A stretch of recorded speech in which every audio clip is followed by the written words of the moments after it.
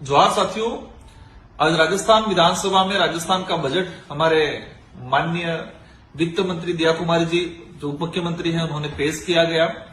राजस्थान सरकार से राजस्थान के शिक्षित बेरोजगार युवाओं को बड़ी आस थी कि इस बार बड़ी नौकरियों की घोषणा होगी, लेकिन इस आस पे पानी फिरा है। एक संविदा भर्तियों की घोषणा हुई, सारे डिपार्टमेंटों के पद अधिकतर खाली है, उनको लेके युवाओं को, शिक्षित युवाओं को बड़ी आस थी कि बड़ी घोषणा होगी। निराशाजनक युवाओं के लिए ये बजट रहा है। साथ ही आदिवासी बाहुल्य क्षेत्र के अंतर्गत वर्तमान में शिक्षण संस्थाओं की हालत खराब है, भौतिक सुविधाओं नहीं है, कमरे नहीं है, शौचालय नहीं है, चार दीवारें नहीं है, बच्चे पेड़ों के नीचे किराए के मकान में और 4 से 5 किलोमीटर दूर अपनी दूसरी सीनियर स्कूलों में जाने को मजबूर हैं। कई बच्चों ने स्कूलें छोड़ दी, ड्रॉप आउट हो चुके हैं।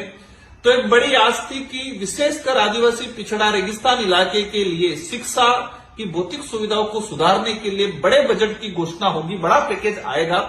लेकिन एक छोटे मोटी घोषणा सुनने में आया। अभी बजट में हमने देखा 250-300 करोड़ की घोषणा, मतलब 1-2 जिलों का बजट है ये। तो राजस्थान में वर्तमान में शिक्षण व्यवस्थाओं को सुधारने के लिए 2,500 से 3,000 करोड़ बजट की जरूरत थी, जो इस बजट में आज थी, जिसमें आएगा 50% में नहीं। ऊंट के मुंह में जीरा वाली कहावत जैसा बजट दिया है शिक्षा को लेके। तो हमें आशा थी, वो निराशाजनक रहा। साथ ही आदिवासी बाहुल्य क्षेत्र जो जिला है, डूंगरपुर, बांसवाड़ा, प्रतापगढ़, उदयपुर, चित्तौड़, ये जो जिले हैं, जिले की आम जनता मजदूरी के लिए, अपने रोजगार के लिए गुजरात, महाराष्ट्र की ओर पलायन करती है और वहां पर कई अत्याचार, शोषण का शिकार भी होती है।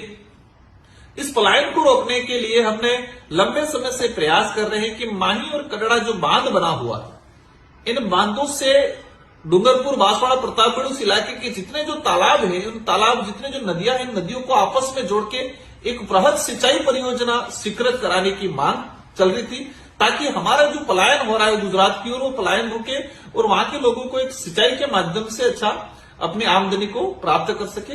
तो इसमें भी निराशाजनक रहा। और विशेषकर इस बजट के अंदर आदिवासी बाहुल्य क्षेत्र को नजरअंदाज करके सरकार ने एक अन्यायपूर्ण बजट देने का काम किया है।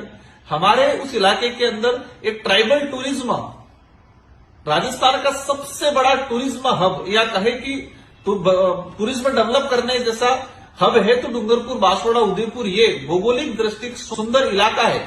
तो ट्राइबल टूरिज्म कॉरिडोर की लंबे समय से हम लोग मांग कर रहे हैं। पिछले सरकार में इस प्रोजेक्ट को, मैंने डीपीआर की भी घोषणा कराई थी, लेकिन इस सरकार आने के बाद इस ट्राइबल टूरिज्म कॉरिडोर को जो सपना था, उसको भी कहीं न कहीं उन्होंने ठेस पहुंचाने का इस बजट में, मतलब कहे कि उसको घोषणा नहीं करके वहां के